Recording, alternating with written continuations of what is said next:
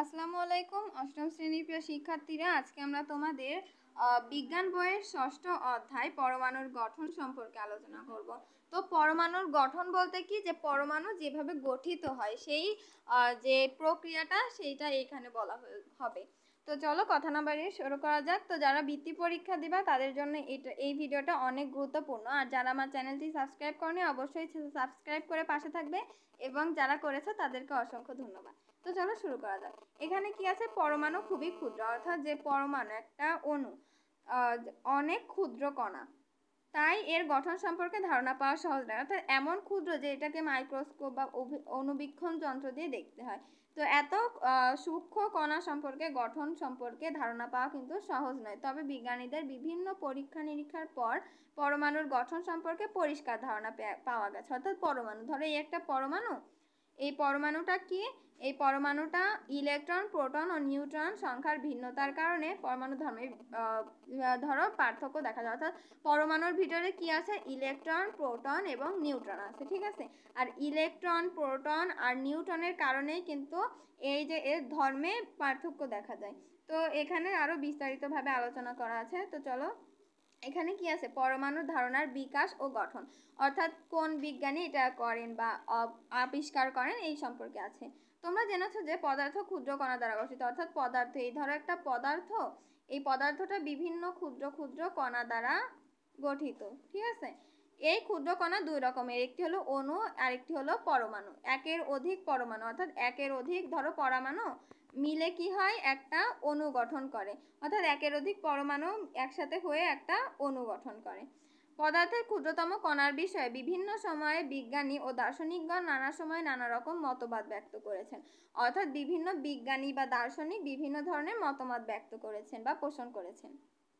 Greek দার্শনিক Democritus খ্রিস্টপূর্ব 400 অব্দে, অর্থাৎ যে যীশু খ্রিস্ট জন্মের 400 অব্দে, মানে 400 বছর আগে সর্বপ্রথম পদার্থের ক্ষুদ্রতম কণা নিয়ে মতবাদ পোষণ করেন। অর্থাৎ এই পদার্থের যে ক্ষুদ্রতম কণা, এটা নিয়ে একটা ধারণা প্রকাশ করেন। তার মতে সকল পদার্থই ক্ষুদ্র ক্ষুদ্র অবিভাজ্য। ধরো এই একটা কলম, এর ভিতরে যেই ছোট ছোট যে পরমাণু বা অণু আছে সেগুলো কি আর ভাঙা যায় না। এই পরমাণুটা আর ভাঙা যায় না, মানে ওই যে ক্ষুদ্রতম কণাটাকে আর ভাঙা যাবে না।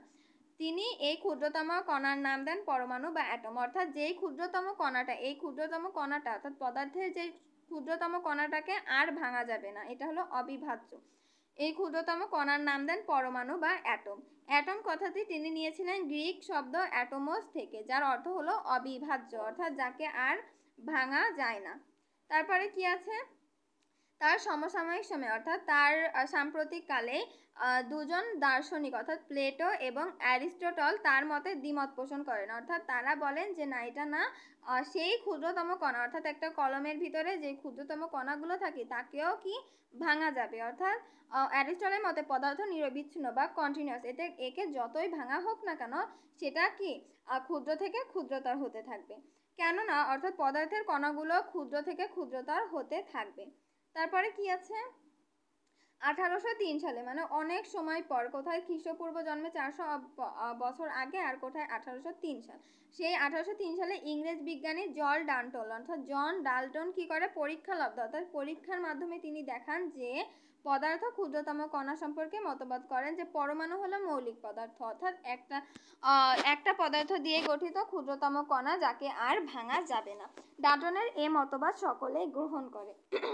অর্থাৎ এখানে কি, ফলে অ্যারিস্টটলের মতবাদটি পরিত্যাগ হয়। অর্থাৎ যেহেতু পরীক্ষালব্ধের তথ্যের ভিত্তিতে তারা দেখিয়েছে, এই জন্য অ্যারিস্টটলের মতবাদটি পরিত্যক্ত হয়। অর্থাৎ তিনিও সেই 400 বছর আগে যে ডেমোক্রিটাস যে মতবাদটি করেছিলেন তার পক্ষে সমর্থন করেন।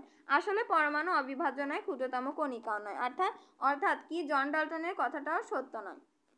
পরমাণু হলো বিভাজ্য, এরা ইলেকট্রন, প্রোটন এবং নিউট্রন দ্বারা গঠিত। অর্থাৎ সেই ক্ষুদ্রতম কণাটাকেও আবার ভাঙা যায়, আসলে এটাই। তারপরে কি হয়, যে এরা ইলেকট্রন, প্রোটন, নিউট্রন দ্বারা গঠিত। ডাল্টনের পরমাণুর এই সীমাবদ্ধতা দূর করার জন্য অর্থাৎ পরবর্তীতে আরও অনেকে পরমাণু মডেলের প্রস্তাব করেন। এদের মধ্যে রাদারফোর্ড ও বোরের পরমাণু মডেল গ্রহণযোগ্যতা পায়।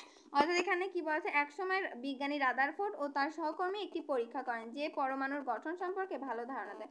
অর্থাৎ তারা দুইজন কি একটা পরীক্ষা করেন, রাদারফোর্ড এবং বোর।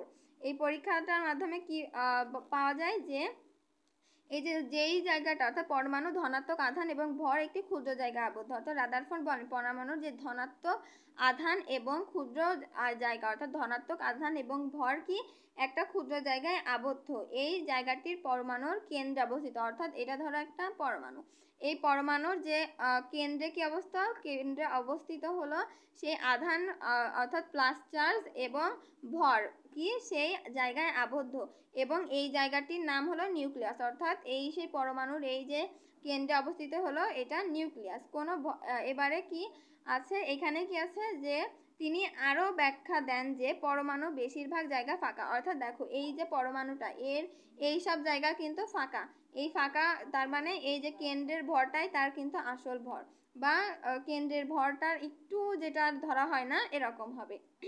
তারা নিউক্লিয়াসের কেন্দ্র করে ঘুরে, অর্থাৎ নিউক্লিয়াসকে কেন্দ্র করে কি ঘরে, ইলেকট্রন ঘোরে না।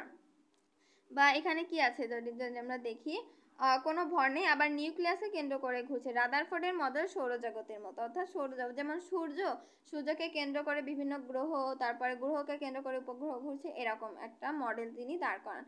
তারপরে কি আছে যে কিন্তু রাদারফোর্ড নির্দিষ্ট কোনো কক্ষপথের কথা বলেননি। বিজ্ঞানী বোর পরবর্তীকালে ধারণা দেন ঋণাত্মক আধানযুক্ত কণা কিছু নির্দিষ্ট কক্ষপথে ঘোরে, অর্থাৎ যাদের মাইনাস চার্জযুক্ত কণা কি অর্থাৎ তাদের কেন্দ্র করে ঘুরে কক্ষপথে ঘুরে।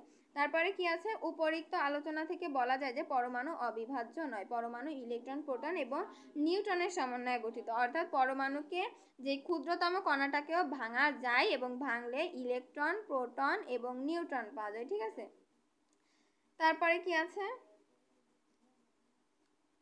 এখানে আছে পরমাণুর কেন্দ্রে রয়েছে নিউক্লিয়াস, অর্থাৎ পরমাণুর কেন্দ্রে অর্থাৎ মাঝখানে রয়েছে নিউক্লিয়াস। নিউক্লিয়াসে ধনাত্মক আধানযুক্ত প্রোটন, অর্থাৎ ধনাত্মক আধান মানে প্লাস চার্জ এবং আধান নিরপেক্ষ নিউট্রন মানে এর কোনো চার্জ নেই। ঠিক আছে, পরমাণুর ভরের প্রায় পুরোটাই নিউক্লিয়াসে থাকে, অর্থাৎ যেহেতু পুরো জায়গাটাই ফাঁকা আর নিউক্লিয়াসের ভিতরে ধনাত্মক আধানযুক্ত প্রোটন এবং আধান নিরপেক্ষ নিউট্রন আছে, সুতরাং এর ভরই মূলত এই যে কক্ষপথে ঋণাত্মক এই পরমাণুর ভর। ঋণাত্মক আধানযুক্ত ইলেকট্রন নিউক্লিয়াসকে কেন্দ্র করে নির্দিষ্ট কক্ষপথে ঘুরে। ইলেকট্রন ও নিউক্লিয়াসের মধ্যবর্তী জায়গা ফাঁকা, ফলে প্রকৃতপক্ষে পরমাণুর বেশিরভাগ জায়গায় ফাঁকা। এখানে একটা পরমাণু মডেল আছে। এই যে ধরো এই পরমাণুটা এর কেন্দ্রে রয়েছে নিউক্লিয়াস, তার মধ্যে প্লাস চার্জ আছে এবং কোনো চার্জ নেই এমন কণা আছে। তারপরে কি এটাকে হলো নিউক্লিয়াস নাম দেওয়া হচ্ছে, এবং এই কক্ষপথে কি ইলেকট্রন সমূহ ঘোরে। এই ইলেকট্রন হলো মাইনাস চার্জ যুক্ত। হিলিয়াম পরমাণুতে ইলেকট্রন প্রোটন এবং নিউট্রনেরই। তারপরে কি আছে, তারপরে আছে পারমাণবিক সংখ্যা, ভর সংখ্যা ও আইসোটোপ। এখানে কি আছে পারমাণবিক সংখ্যা, পারমাণবিক সংখ্যা কি আগে ধরো এখানে একটা পরমাণু আমি আঁকলাম, এখানে নিউক্লিয়াস আছে, এখানে একটা, এইটা দেখে কিভাবে আমি চিনবো এটা ধরো হাইড্রোজেনের পরমাণু, এটা কিভাবে চিনবো, হাইড্রোজেন গ্যাসের পরমাণু অক্সিজেন গ্যাসের পরমাণু থেকে আলাদা। এই যে বললাম যে এইটা একটা পরমাণু, এর কেন্দ্রে রয়েছে নিউক্লিয়াস এবং এর পাশে এই যে একটা ঘুরছে প্রোটন ইলেকট্রন এবং এর ভিতরে একটা প্রোটন আছে, এর বৈশিষ্ট্য মিলে আমরা যে হাইড্রোজেন বললাম। এটা কেন হাইড্রোজেন, আবার যেটা দুইটা কক্ষপথ এটা কেন অন্য একটা পরমাণু, এটা কিভাবে আমরা বুঝবো যে এটা অক্সিজেন, এটা হিলিয়াম, এটা তারপরে লিথিয়াম, এগুলো কিভাবে বুঝবো, এই পারমাণবিক সংখ্যার মাধ্যমে। অর্থাৎ এখানে কি আছে, হাইড্রোজেন গ্যাসের পরমাণু অক্সিজেন গ্যাসের পরমাণু থেকে আলাদা, অর্থাৎ একটা পরমাণু অন্য পরমাণু থেকে আলাদা হয়ে থাকে।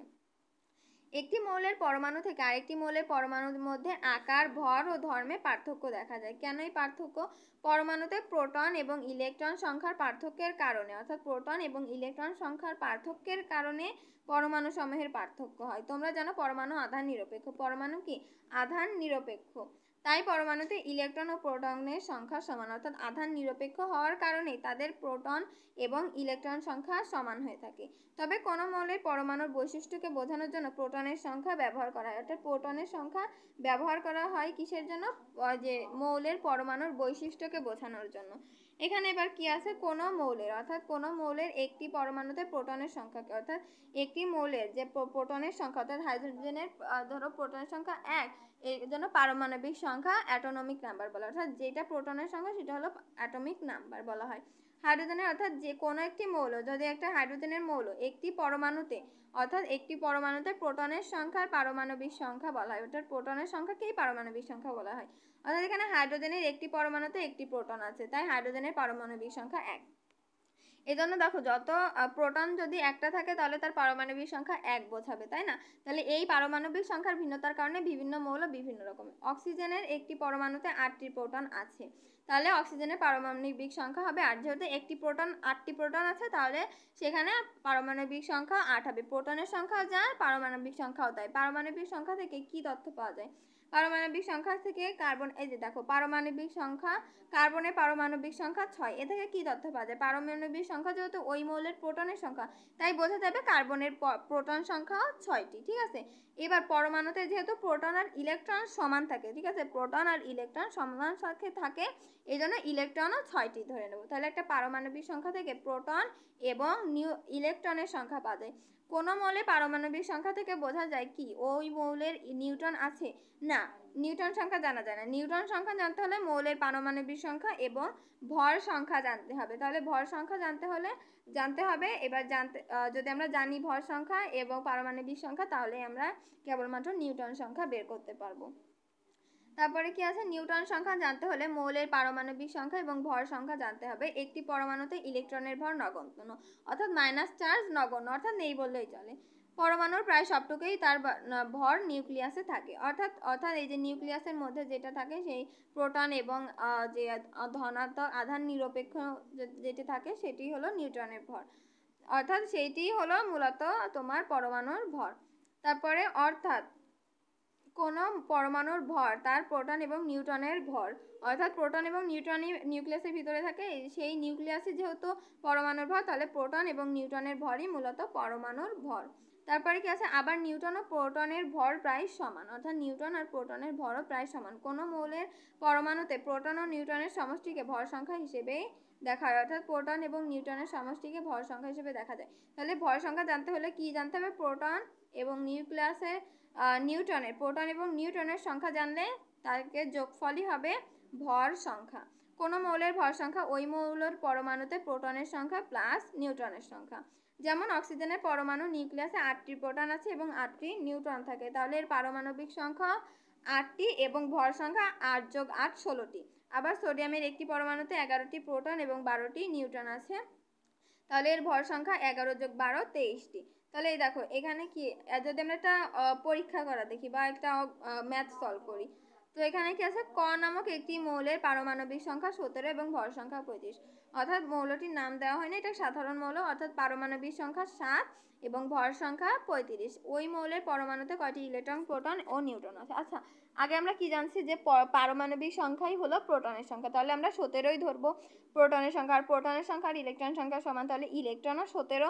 আর তারপরে যে প্রোটন আর নিউট্রন আর ইলেকট্রন, তাহলে এখানে কি বলা আছে? ক মৌলের পারমাণবিক সংখ্যা 17। কোন মৌলের পারমাণবিক সংখ্যা আসলে ওই মৌলের একটি পরমাণুতে প্রোটনের সংখ্যা, তাই এক্ষেত্রে ক মৌলটি পরমাণুর প্রোটন আছে 17টি, অর্থাৎ প্রোটন সংখ্যা 17টি। এবারে প্রোটন যা হয় তাই ইলেকট্রন সমান, তাহলে ক মৌলতে ইলেকট্রন রয়েছে 17টি এবং কোন মৌলের প্রোটনের সংখ্যা প্লাস নিউট্রনের সংখ্যা হলো ভর সংখ্যা। তাহলে এখানে কি নিউট্রনের সংখ্যা নেই, নিউট্রনের সংখ্যা বের করতে গেলে ভর সংখ্যার সাথে মাইনাস করতে হবে প্রোটনের সংখ্যা, তাহলে 35 মাইনাস 17 সমান সমান 18, এটি হলো তোমার সেই নিউট্রনের সংখ্যা। তো এই ম্যাথটা সলভ করার মাধ্যমে আমরা অনেক বুঝে গিয়েছি, তাই তো। তারপরে আইসোটোপ নিয়ে পরের ভিডিওতে আলোচনা করব। তো আজকের ভিডিওতে এই পর্যন্ত, দেখা হবে পরের ভিডিওতে যদি ভালো লাগে অবশ্যই লাইক কমেন্ট শেয়ার এবং সাবস্ক্রাইব করে আমার পাশে থাকবেন। ধন্যবাদ সবাইকে।